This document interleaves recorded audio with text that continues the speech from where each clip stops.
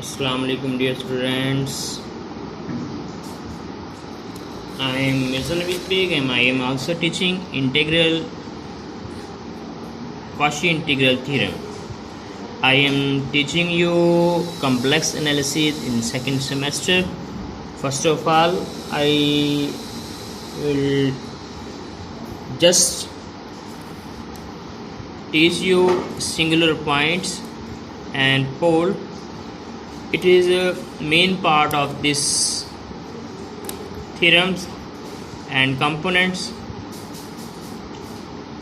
Now, first of all, before studying the Cauchy integral theorem, I will teach you main parts: pole,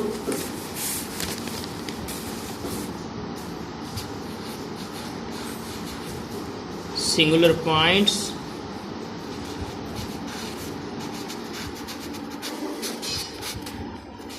circle, equation of circle,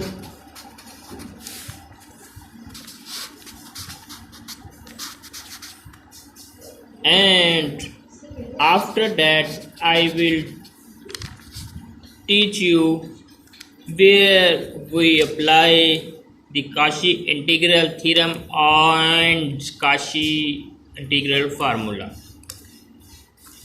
First of all, I will told you what is closed curve.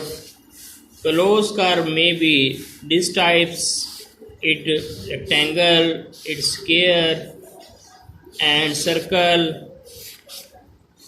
These are closed curve. Triangle is also closed curve. यानी कि अब ये applications कहाँ पर इस्तेमाल करते हैं? जहाँ पर क्लोज कर्व की बात होगी वहाँ पर जो है हम Cauchy इंटीग्रल थ्योरम और Cauchy इंटीग्रल फार्मूला यूज़ करेंगे। क्लियर? अब बात ये पर आती है कि Cauchy इंटीग्रल थ्योरम कहाँ पे लगाएंगे और Cauchy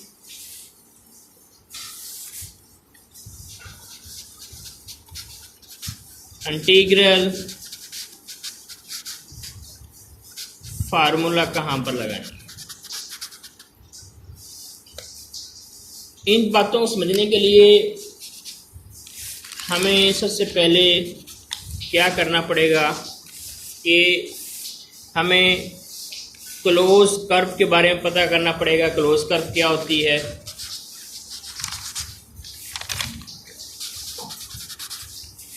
और फिर हमने क्या करना है, हमको पता होना चाहिए पोल। जो प्रीवियस लेक्चर के अंदर मैंने आपको करवाया था कि पोल क्या होते हैं। पोल के आगे टाइप है, सिंपल पोल, मल्टीपल पोल और सिंगुलर पॉइंट्स मैंने आपको बताया था क्या होते हैं कि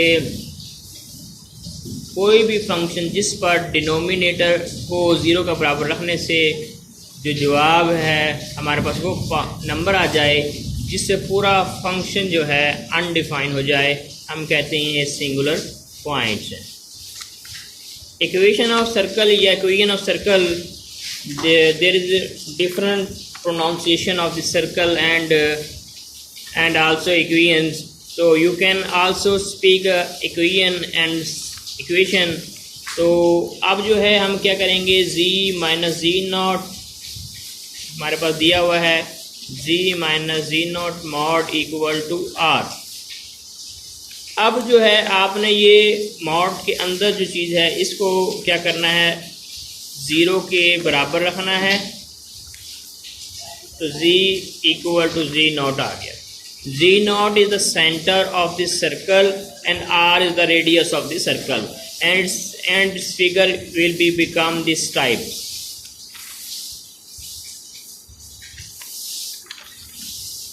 Z naught is a circle, x naught, y naught, and r is the radius, its type, and its circle becomes, and equation of circle is z minus z naught equal to r. Equation of circle के बारे में पता लग गया।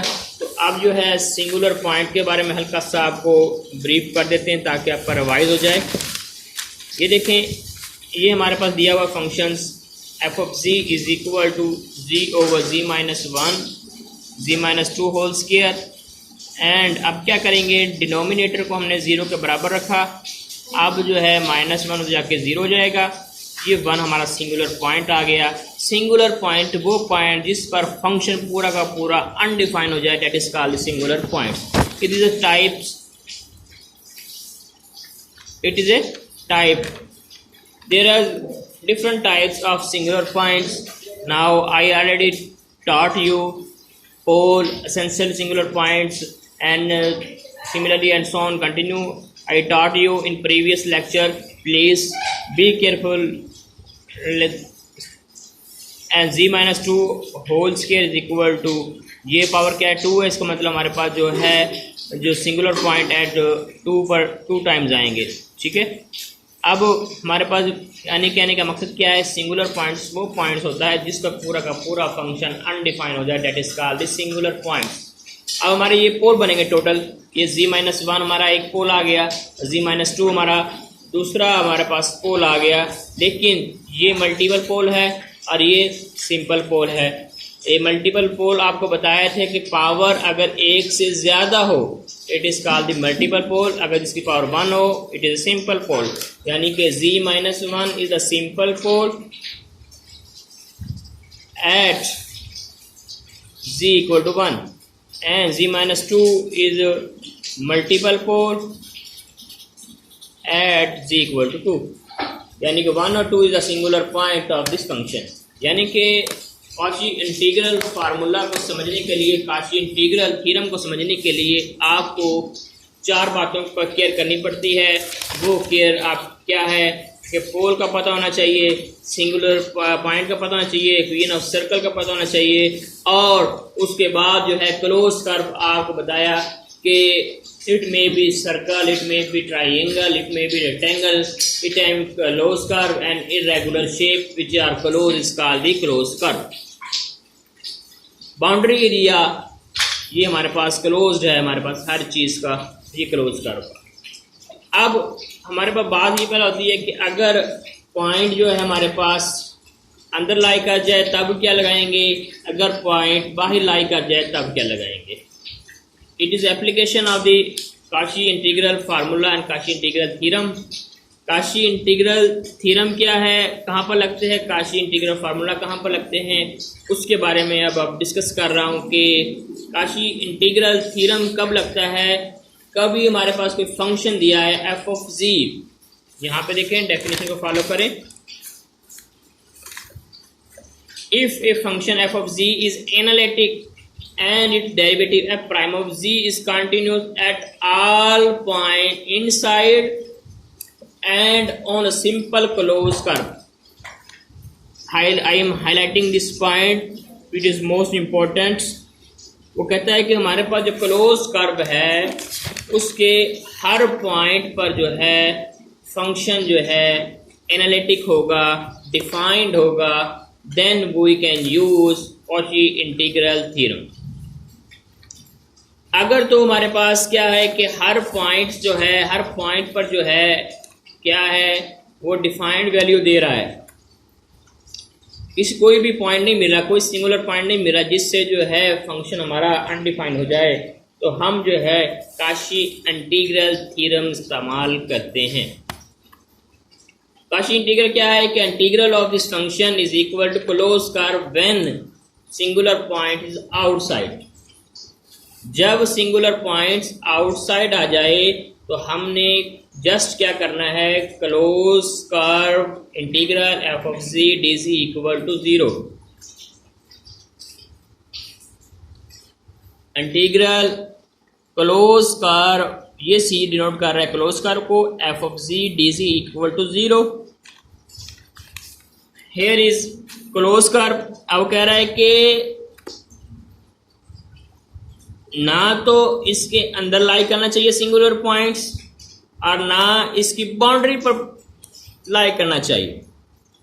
कि singular points की definition आपको बताई कि जिस पर पूरा का पूरा वो पॉइंट जिस पर पूरा का पूरा फंक्शन अनडिफाइन हो जाए वो जो फंक्शन है हमारा सिंगुलर पॉइंट्स कहलाता है। आई hope you will understand about this topic. Now, if there is no pole inside and on the contour, the value of integral is 0. Clear? Now I will solve this question by using Cauchy integral theorem, and after that and continue. Here is given the function, हमने integration find करनी है. अब इसको simple integration करेंगे तो ये जो question है डिफिकल्ट हो जाएगा. उससे बचने के लिए हम जो है कॉची इंटीग्रल जो है विदाउट इंटीग्रेशन बता सकते हैं इसका आंसर क्या आएगा. यानी कि it is a simple way to solve the integration which is complicated. Now first of all मैंने आपको बताया कि here is given this function and denominator we will check is equal to 0, z plus 1 equal to 0. When we put equal to 0 तो z equal to minus 1 is क्या है, ये हमारा singular point है.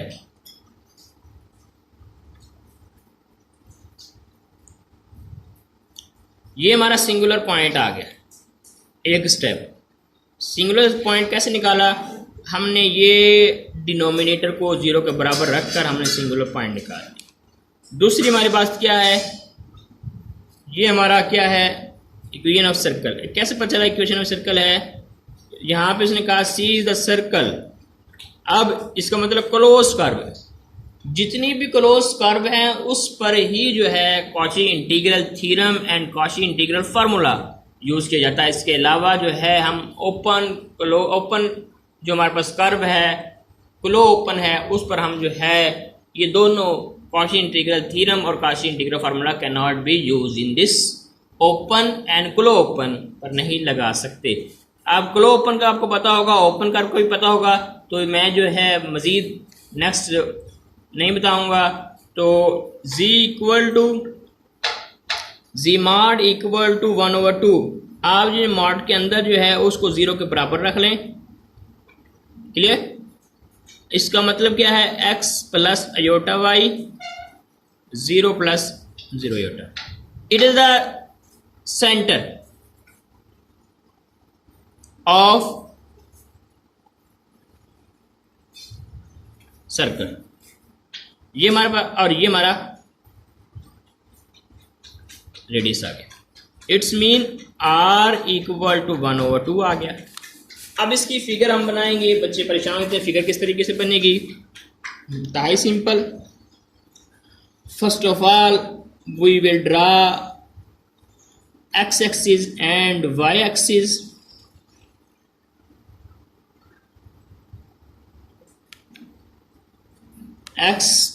x prime y and y prime.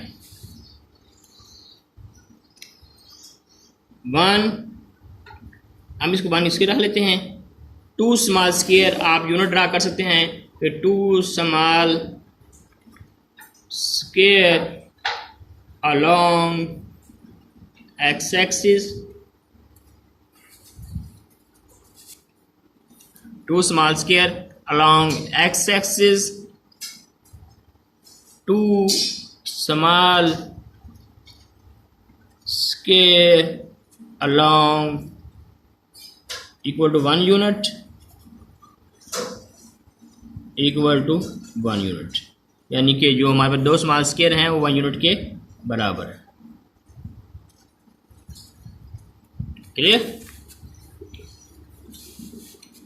Now it's mean 1/2 हो गया. ये हमारा 1/2 हो गया. 1/2 हमारा रेडियस है, 0/0 हमारा सेंटर है. तो हमारे पास अगर यहाँ पर 1/2 है, यहाँ भी 1/2 हो गया. रेडियस का मतलब क्या है कि equal distance from centre to boundary of the circle is called the radius. तो हम जो है हमारा ये हमारे पास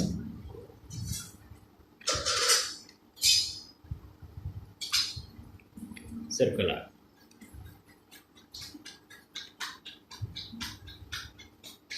अब हमारे पास ये सिंगुलर पॉइंट देखना है हमने. Third step we will see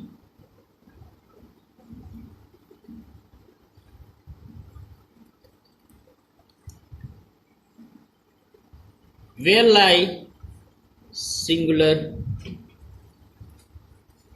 point, inside और आउटसाइड। अगर तो पॉइंट इनसाइड लाई करता है तो फिर तो बात 100% है कि इसकी कोई ना कोई वैल्यू होगी, और वो वैल्यू क्या होगी वो हम जो है काशी इंटीग्रल फार्मूला यूज करके निकाल सकते हैं। लेकिन अगर आउटसाइड लाई करती है तो हमारा क्वेश्चन वहां पर जो है एंड हो जाता है। हम कहेंगे कि देखें अब क्या है, z इक्वल टू -1 था, -1 जो है आउट से यहाँ पर लाई कर रहा है, ये -1, ये हमारा पोल आ गया। It is the pole at singular point, क्या हमारे पास से आया, z इक्वल टू -1। तो अब ये हमारा आउटसाइड है, तो हम कहेंगे, हम क्या लिखेंगे, the pole is outside the circle at z equal to -1, so integral of closed curve f of z which is given वो इक्वल टू 0 के बराबर। f of z क्या है, you all know already know कि given is, ये हमारे पास दिया हुआ है, तो ये हमारा क्या हो गया, 0 के बराबर। I hope you will understand this question and you will ask me any question without hesitation. Now I will go to next question number 2। Here is given, अब हमारे पास क्या है जी कि इंटीग्रल ऑफ क्लोज कर्व हमारे पास दी हुई है। अब पहले तो बच्चों ये कंफ्यूज हो जाएंगे, सर ने ये जो है क्या दे दिया कि z + 4 divided by z² to z + 5 given है। इसकी फैक्टराइज करेंगे। फैक्टराइज करने के लिए हम क्या करते हैं, या तो फैक्टराइजेशन करते हैं या फैक्टराइज फार्मूला लगाते हैं, क्वाड्रेटिक फार्मूला। तो यहाँ पर इसकी फैक्टराइजेशन नहीं हो सकती, तो इसके लिए हम क्वाड्रेटिक फार्मूला करेंगे। क्या है, z equal to -+b b² -4ac और डिवाइडेड बाई 2a। क्लियर। अब हमारे पास सर्कल क्या है, सी z मॉड इक्वल टू हम कहते हैं जी 2 के बराबर है। इस मीन इसका सर्कल का रेडियस है वो 2 है और सेंटर इसका 0 है। वो 0 कैसे निकालते हैं, आपको पता है कि z जो मॉड के अंदर जो हमारे पास z है उसको 0 के बराबर रखेंगे तो हमारे पास 0 आ जाएगा। इस मीन सेंटर इसका 0 0, यानी कि x भी हमारे पास 0 है और y भी 0 है। इसका मतलब सेंटर हमारा 0 0 आ गया। z इक्वल टू, अब देखें ये coefficient of z² is 1 and coefficient of z is 2 and c is the, यानी कि ax² plus bx plus c equal to 0 using the quadratic equation. तो अब जो है z इक्वल टू 1 एंड हमारे पास दिया हो, क्या दिया होगा, -2 प्लस -4 ac, c हमारे पास क्या दिया, √ divided by 2 minus plus minus divided by 2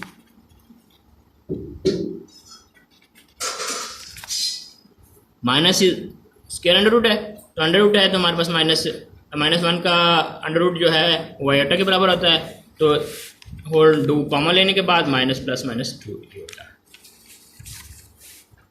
अब इसका जो हमारे पास क्या बन रहा है, जो हमारे पास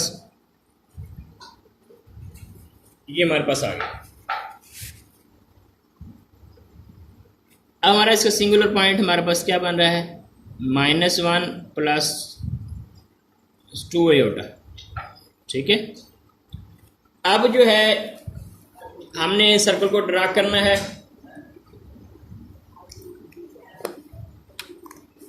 सर्कल को ड्रा करने के लिए हमने क्या करना है, यहाँ पे देखें z इक्वल टू 0 के बराबर रखेंगे तो हमारे पास z इक्वल टू 0, तो इसका मतलब सेंटर ये हमारा z 0 0 आ गया और r हमारा 2 आ गया।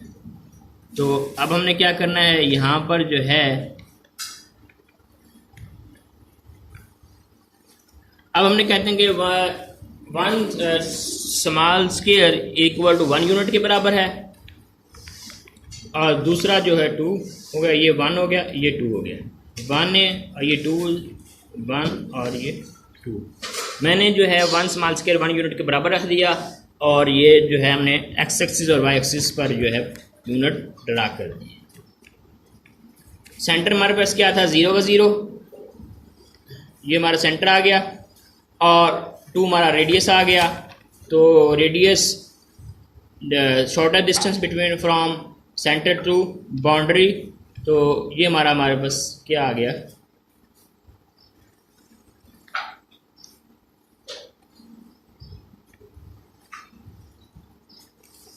ये सेंटर। अब जो है हम क्या करेंगे चेक, ये हमारा सर्कल इक्वेशन ऑफ सर्कल आ गई, ये हमारा सिंगुलर पॉइंट्स आ गए। अब जो है हमने देखना है कि -1 व 2, -1 किसका है हमारे पास, -1 ये हमारे पास -1 आ गया और ये 2 आ गया।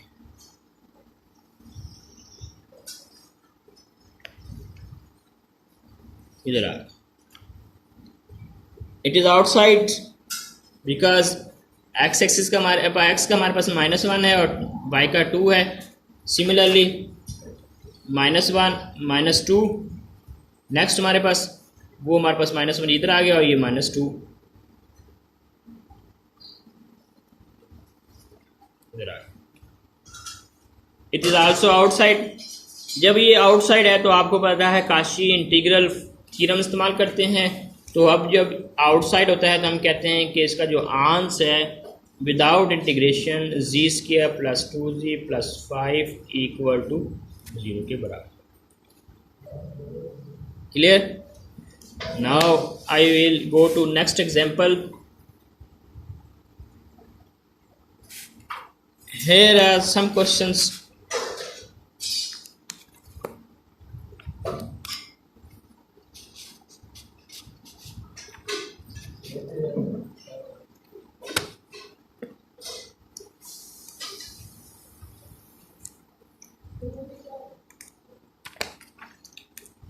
Integral z² + 5 into dz। अगर हमारे पास फंक्शन जो है, फंक्शन हमारे पास क्या है, फंक्शन अगर पॉलिनोमियल है, डिनोमिनेटर में हमारे पास कुछ भी नहीं पड़ा, यानी कि डिनोमिनेटर हमारा जस्ट 1 है, तो उसके लिए जो है हम जस्ट डेफिनेशन को फॉलो करते हैं कि डेफिनेशन क्या है कॉची इंटीग्रल्स की। If a function f of z is analytic, its derivative prime of z is continuous at all point inside and outside simple closed curve। यानी कि हमारे पास जो है integral of close curve function हमारे पास क्या है, polynomial है।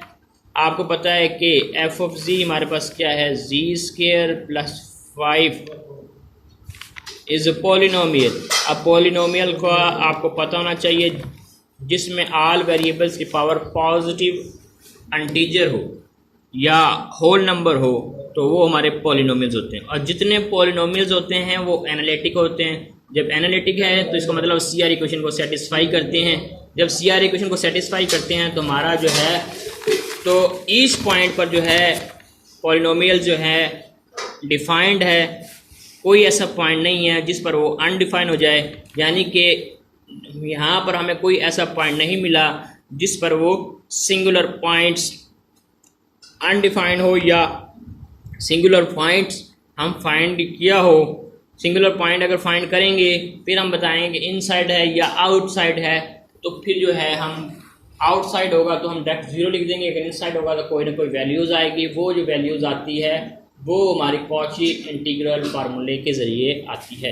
लेकिन यहाँ पर जो फंक्शन हमारा पॉलिनोमियल है, जब पॉलिनोमियल है तो इसका मतलब 100% जो हमारा फंक्शन है ईच पॉइंट पर जो है वो डिफाइंड है, एनालिटिक है। जब एनालिटिक है तो हमारे पास कॉची इंटीग्रल थ्योरम्स की जो है डेफिनेशन को फॉलो करता है। तो जस्ट हम क्या करेंगे, z² + 5 dz = 0। You can also verify by for analytic function। Analytic functions क्या है के लिए शर्त क्या है कि CR इक्वेशन जो है वो सेटिस्फाई होनी चाहिए।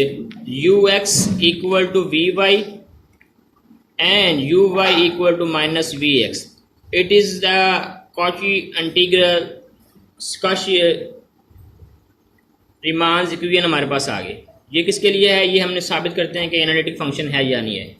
ठीक है, जब एनालिटिक होता है और CR इक्वेशन सेटिस्फाई करता है तो वो डिफरेंशिएबल होता है एट ईच पॉइंट्स। तो ये जो है हमारा पॉलिनोमियल्स विदाउट चेक किए बता सकते हैं। यहाँ पे लॉजिकली सिटीजन रखेंगे कि every polynomial function is analytic at each point, there is no singular points, so we will use the Cauchy integral theorems. I hope you will understood। now next हमारे पास equation of circle आपको बता दिया, z - z0 = हमारे पास क्या है 5 है। इसका मतलब है हमने z - z0 = 0, z = z0। z0 हमारे पास क्या है, ये सेंटर है, और r हमारे पास क्या आया, ये 5 है। और इसकी फिगर आपको पता ही है किस तरह की बनेगी कि अगर ये z0 सेंटर है तो 5 हमारे पास रेडियस है, तो हम कहते हैं ये 1 स्मॉल स्क्वायर = 2.5 के बराबर है। और ये यहाँ पे हमारे पास 5 आ गया। सिमिलरली वाई एक्सिस पे हम करेंगे कि 2.5 1 स्मॉल स्क्वायर 2.5 के बराबर है, और यहाँ पे हमारे पास जो है ये 5 आ गया। सिमिलरली ये भी 5 आ गया एंड ये भी 5 आ गया। तो हमारे पास जो रेडियस है वो हमारा क्या आ गया, 5 आ गया, और हमारा जो सेंटर है हमारा क्या आ गया, z0 आ गया। Similarly z - 1 + 2 iota. अब z - 1 + 2 आयोटा को जो है मॉड के अंदर है वो 0 के बराबर रखा। z = 1 - 2 आयोटा, इट्स मीन ये सेंटर, एंड रेडियस हमारा पास क्या आएगा, यहाँ पे 3 - आयोटा दिया हुआ है, तो आप इसको फाइंड कर सकते हैं 3 का स्क्वायर प्लस -1 का स्क्वायर, एंड तो ये हमारे पास 9 + 1, ये हमारे पास 10 आ गया। क्लियर। अब जो है हमारे पास z = 1 - 2 आयोटा आ गया हमारे पास, r हमारे पास क्या आ गया, √10 आ गया। अब जो इसकी फिगर हम बनाएंगे किस तरीके से बनेगी, नोट करें।